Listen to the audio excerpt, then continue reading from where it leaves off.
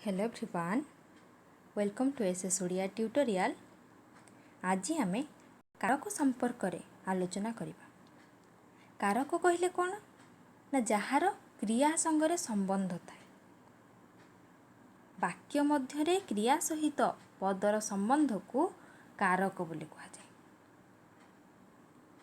आमे गोटे वाक्य नेबा जे जगन्नाथଙ୍କ आशीर्वादरू जयदेव भक्त और कवि भाव में प्रसिद्धि अर्जन करथिले। ए वाक्यटी आमे देखिबा अर्जन करथिले होची कोन क्रियापद। ए जो क्रियापद सहित वाक्य रे अन्य पद मानकर कोन रहिछि ना भिन्न भिन्न संपर्क रहिछि। से जो संबंध गुड़िकर स्वरूप कौन ताहा आमे जानिबा किपरि ए समस्तक मन रे प्रश्न आसी थाए। जेतबळे क्रियापद पूर्वरु प्रश्नवाचक सर्वनाम लगाई आमे जदि प्रश्न करिबा ताहले जेउ उत्तर मिलिबो ताहा होची कोन से संबंधर स्वरूप को प्रकाश करे।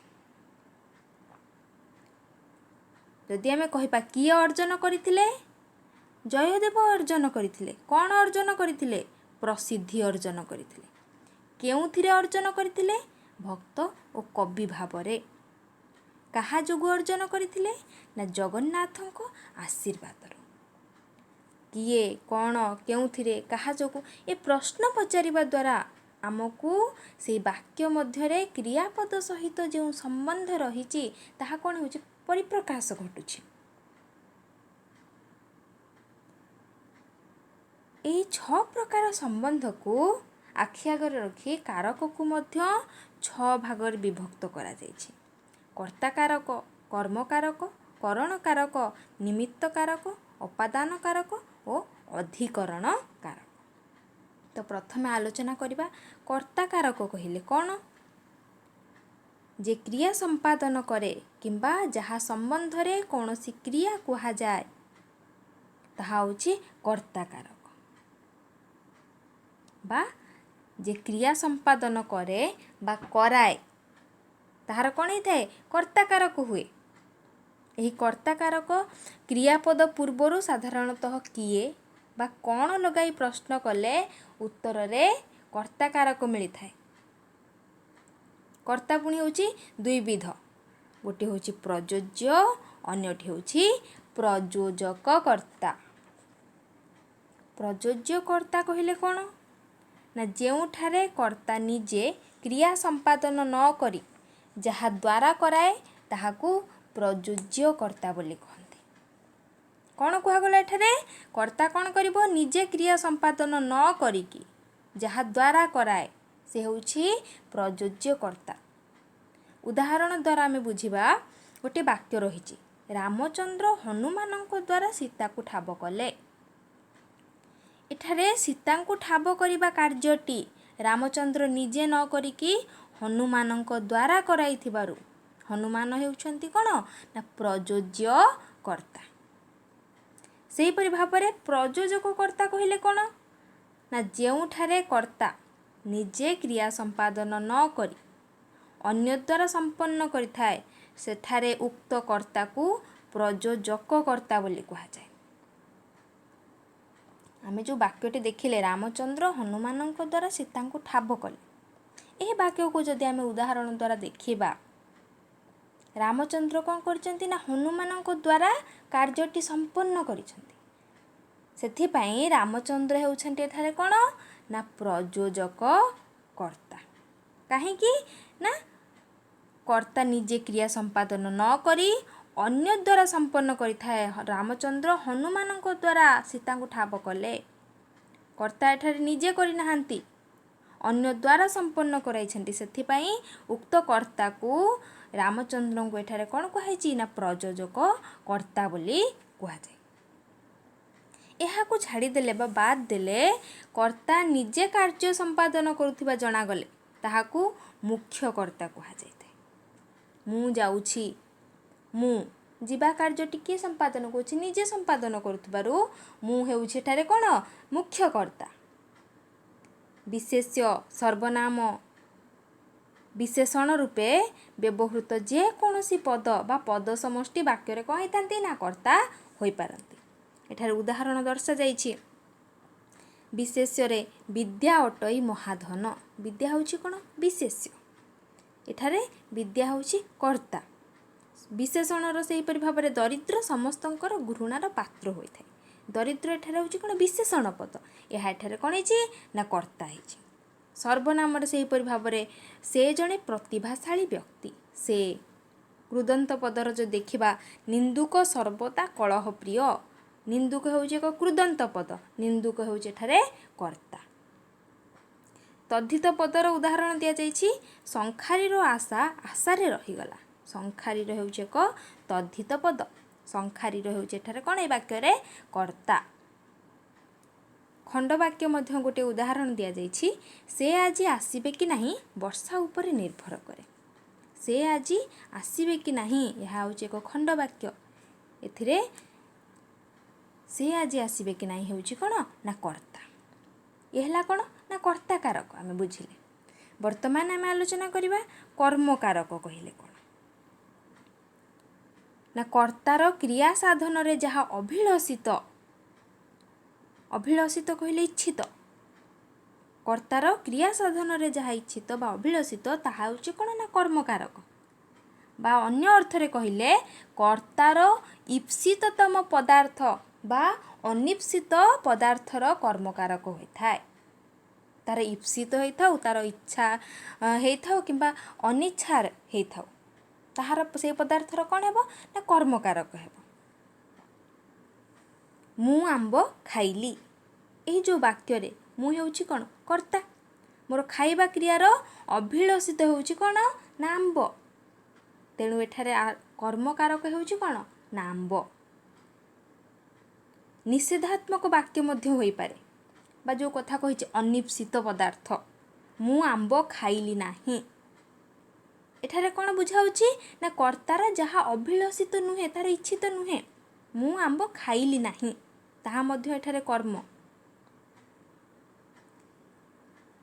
यही जो कर्मकारक को आमे चिन्हिबा किपरि ये मध्य प्रश्न आसे। जेपरि भाव में कर्ता कारक को चिन्हिबा किपरि प्रश्न आसी थाए मनरे से परि भाव में प्रश्न आसे ये जो कर्म कारक को आमे चिन्हिबा किपरि। जेतेबेले क्रियापद पूर्वरु साधारणतः भावे कौन काहाकू केउठी को लगाई प्रश्न कले उत्तर रे आमको कर्म कारक मिली थाए। एही कर्म कारक पुणी मुख्य कर्म गौण कर्म। मुख्य कर्म कौन ना क्रिया दुई कर्मक होइथिले जो कर्मटी अन्य कारक स्थान रे प्रयुक्त होइथाए ताहा गौण बा अप्रधान कर्म एवं अपरटी हेउची कौन मुख्य बा प्रधान कर्म। क्रिया जेतेबेले दुई कर्मक होइथिबो एवं जो कर्मटी अन्यर कारक स्थान रे कौन होइथिबो ना प्रयुक्त होइथिबो ताहा हबो कौन ना गौण। गोटे वाक्य आमे देखिबा मु तांको खाइबाकू डाकिली। यही जो वाक्य रे तांकू आउ खाइबाकू ये होउछंती कौन दुईटी कर्म। ए दुईटी मध्यरु खाइबाकू हेउछि मुख्य कर्म, तांकू हेउछि एठारे गौण कर्म। नेक्स्ट पॉइंट रहिछि करण कारक। करण कारक कहिले कौन क्रिया साधन रे जे प्रकृष्ट कार्यकारी ताहार करण कारक हुए बा कहिले जहा क्रियार साधन। क्रियार साधन कहिले कौन ना जहा साहाय्य रे क्रिया साधित हुए ताहार करण कारक होइथाए। कौन कहा जाइछि ना जहा साहाय्य रे क्रिया साधित होइथाए बा जहा साहाय्य रे क्रियार साधन होइथाए से होउछि कौन ना करण कारक। माँ निशुणी रे आटू ऊपर को गला। यही वाक्य रे आटू ऊपर को जिबा होउछि कौन क्रियार साधन। कौन क्रियार साधन होउछि कौन निशुणी। तेणु ये जो निशुणी पदटी क्यों पद ना करण कारक। यह जहा द्वारा कौन है जहा साहाय्य रे क्रिया साधित होइछि। आटू ऊपर को जिबा होउछि एक क्रिया कहा द्वारा साधित होइछि ना निशुणी द्वारा साधित होइछि। सेति पई ए निशुणी पदटी होउछि करण कारक। तेबे आमे करण कारक को चिन्हिबा किपरि। क्रियापद पूर्व साधारणतः भाव आम देखिले क्या द्वारा लगाई प्रश्न कले उत्तर रे आमे कौन हम करण कारक पाइबा। क्या द्वारा माँ क्या द्वारा आटू ऊपर को गला माँ निशुणी द्वारा आटू ऊपर को गला निशुणी रे आटू ऊपर को गला आमको उत्तर जहाँ मिलला निशुणी ताहा होची कौन ना करण कारक। परवर्ती पॉइंट रही निमित्त कारक जहाँ निमित्त क्रिया साधित हुए ताहाकू निमित्त कारक कहते। उदाहरण द्वारा बुझिबा घनश्याम चाकिरी निमंते दिल्ली गला चाकिरी निमंते यही जो पदटी जीवा क्रिया बा चाकिरी निमंते साधित हेउथिबो सेथिपई यह होची कोन निमित्त कारक। वाक्यर क्रियापद पूर्वरु साधारणतः कहा पाई बा कौन पाई लगे जेतेबेले आमे प्रश्न करिबा उत्तर रे जहाँ मिलिबो ताहा होची कोन निमित्त कारक। घनश्याम कौन पाई दिल्ली गला चाकिरी निमंते कौन पाई प्रश्न करिबा द्वारा हमको उत्तर रे कौन मिला चाकिरी निमंते होची एक निमित्त कारक जहाँ निमित्त क्रिया साधित होई थाए।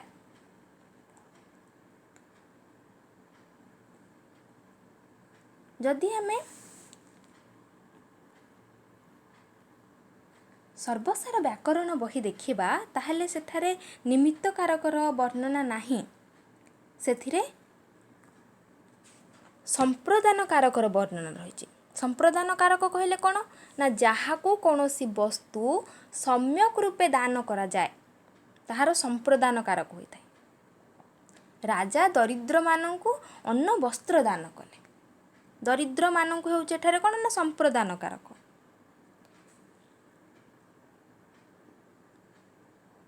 जदि आमे डॉक्टर धनेश्वर महापात्र आधुनिक ओडिया व्याकरण बही देखिबा ताहले से सेथिरे स्पष्ट करिसंती जे संस्कृतर संप्रदान कारक ओडिया रे नाही। संस्कृत रे कर्म कारक और संप्रदान कारकर रूप होउची कोन ना भिन्न। दरिद्रम दरिद्राय कौन रही भिन्न रही। दरिद्राय धनं देही ये हूँ कौन संस्कृत रे किंतु ओडिया रे आमे कौन कहबा जहाँ को दान दिया जाए ताहार रूप कौन हेबो कर्म कारक रूप सहित समान। दरिद्र को धन दियो सेथिपाई ओडिया रे संप्रदान कारक नाम रे एक कारक ताहा होची कौन अनावश्यक। एक कथा डॉक्टर धनेश्वर महापात्र तांकर आधुनिक ओडिया व्याकरण बही रे स्पष्ट करिसंती। सेथिपाई आमे संप्रदान कारक विषय आलोचना न करिकी निमित्त कारक विषय आलोचना करिछे। नेक्स्ट पॉइंट देखिबा उपादान कारक। उपादान कारक कहले कौन ना क्रिया द्वारा गोटे वस्तु अन्य वस्तु ठारू विच्छिन्न हेबा जणा गले जेउ वस्तु ठारू विच्छिन्न हुए ताहार उपादान कारक होता है। कौन कहा जायछि ना क्रिया द्वारा गोटे वस्तु जेतेबेले अन्य वस्तु ठारू विच्छिन्न हेबा जणा गले सेतेबेले कौन होता है उपादान कारक होता है। बा जहाँ ठारू किछि विच्छिन्न हुए ताहा कौन हुए ताहा उपादान कारक हो जाए। मु बाड़ीरू परिबा आनिली एही वाक्य रे बाड़ीरू यह होची कौन उपादान कारक। कारण कौन ना परिबा बाड़ीरू विच्छिन्न हेबा यह होची कौन उपादान कारक। जदि आमे काहा ठारू काहीरू लगाई कि प्रश्न करिबा ताहले उत्तर रे हमको कौन मिलिबो उपादान कारक मिलिथिबो। मु काहीरू परिबा आनिली बाड़ीरू हेउची कौन उत्तर ताहा होची उपादान कारक।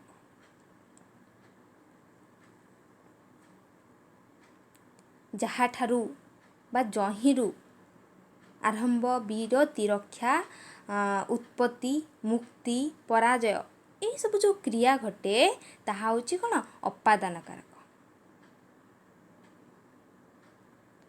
बाजा बाजिबारू नाच आरंभ हैला बाजा बाजिबारू आरंभ होईची सेथिपाई उपादान कारक।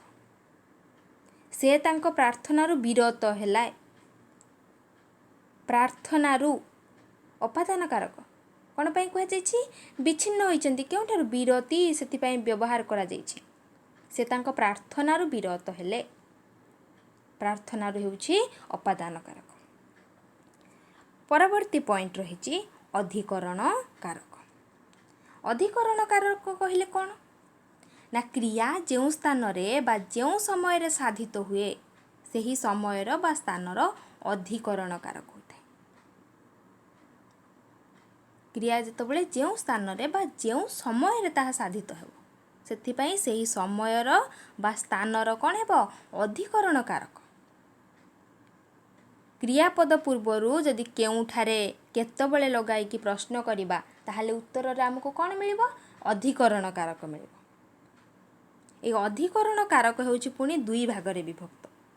ଗୋଟିଏ ହେଉଛି ସ୍ଥାନାଧିକରଣ ବା ଆଧାରାଧିକରଣ କାରକ, ଅନ୍ୟଟି ହେଉଛି କାଳାଧିକରଣ କାରକ। ସ୍ଥାନାଧିକରଣ କାରକ କହିଲେ କ'ଣ? ଯେଉଁ ପଦ ଦ୍ୱାରା କ୍ରିୟାର ସ୍ଥାନ ବା ଅବସ୍ଥିତି ସୂଚିତ ହୁଏ ତାହାର ସ୍ଥାନାଧିକରଣ ବା ଆଧାରାଧିକରଣ କାରକ ହୋଇଥାଏ। ସେଥିପାଇଁ ଅଧିକରଣ କାରକର ସଂଜ୍ଞା କ'ଣ? ନା କ୍ରିୟା ଯେଉଁ ସ୍ଥାନରେ ବା ଯେଉଁ ସମୟରେ ସାଧିତ ହୁଏ ସେହି ସମୟର ବା ସ୍ଥାନର ଅଧିକରଣ କାରକ ହୋଇଥାଏ। ସ୍ଥାନ କଥା କୁହାଯାଇଛି, ପୁଣି ସମୟ କଥା କୁହାଯାଇଛି, କାଳ କଥା କୁହାଯାଇଛି। ସେଥିପାଇଁ ସ୍ଥାନାଧିକରଣ କାରକ, ଅନ୍ୟଟି ହେଉଛି କାଳାଧିକରଣ କାରକ। ସ୍ଥାନାଧିକରଣ କାରକରେ ଯେଉଁ ପଦ ଦ୍ୱାରା କ'ଣ ହେଇଛି? କ୍ରିୟାର ସ୍ଥାନ ବା ଅବସ୍ଥିତି ସୂଚିତ ହୋଇଛି ତାହାର ସେତେବେଳେ ସ୍ଥାନାଧିକରଣ ବା ଆଧାରାଧିକରଣ କାରକ ହୋଇଥାଏ। ଚିଲିକାରେ ସୂର୍ଯ୍ୟୋଦୟ ବେଶ୍ ରମଣୀୟ। ଏଠାରେ ଚିଲିକାରେ ହେଉଛି କ'ଣ? ସ୍ଥାନାଧିକରଣ। ପୁଣି ଏହି ସ୍ଥାନାଧିକରଣ କାରକକୁ ତିନି ଭାଗରେ ବିଭକ୍ତ କରାଯାଇଛି: ଐକଦେଶିକ, ବୈଷୟିକ, ଅଭିବ୍ୟାପକ। ଐକଦେଶିକ କହିଲେ କ'ଣ? ଉଦାହରଣ ଦ୍ୱାରା ବୁଝିବା। ମଲ୍ଲି ଫୁଲଗୁଡ଼ିକ ଉଦ୍ୟାନରେ ସୁନ୍ଦର ଦେଖାଯାଉଛି। ଉଦ୍ୟାନରେ ଏକ ଦେଶରେ ଉଦ୍ୟାନରେ ହେଉଛି ଐକଦେଶିକ ଅଧିକରଣ କାରକ। ବୈଷୟିକ, ସେ ବ୍ୟାକରଣରେ ପ୍ରବୀଣ। କ'ଣ କୁହାଯାଇଛି? ବ୍ୟାକରଣରେ ବା ବ୍ୟାକରଣ ବିଷୟରେ। ଅଭିବ୍ୟାପକ, ତିଳରେ ତୈଳ ଥାଏ। ତିଳରେ ସମଗ୍ର ତିଳକୁ ବ୍ୟାପୀ, ସେଥିପାଇଁ ଏହା ହେଉଛି କ'ଣ? ନା ଅଭିବ୍ୟାପକ। ବ୍ୟାପକ ଅର୍ଥରେ ଏହା ସୂଚିତ ହୋଇଥିବାରୁ ଏହା ହେଉଛି ଅଭିବ୍ୟାପକ କାରକ। ଏଥିରେ କ'ଣ ହେଲା? ନା ବିଷୟ ଅର୍ଥରେ ସୂଚିତ ହୋଇଛି, ବ୍ୟାକରଣ ବିଷୟରେ, ସେଥିପାଇଁ ଏହା ହେଇଛି ବୈଷୟିକ। ଏଠାରେ କ'ଣ ହେଇଛି? ଉଦ୍ୟାନରେ ହେଉଛି ଐକଦେଶିକ ସ୍ଥାନାଧିକରଣ କାରକ। ପରବର୍ତ୍ତୀ ପଏଣ୍ଟ ରହିଛି କାଳାଧିକରଣ କାରକ। କାଳାଧିକରଣ କାରକ କହିଲେ କ'ଣ? ନା ଯେଉଁ ପଦ ଦ୍ୱାରା କ୍ରିୟା ଯେଉଁ ସମୟରେ ସାଧିତ ହେଲା ବୋଲି ଜଣାଯାଏ। କାଳ କହିଲେ ସମୟ।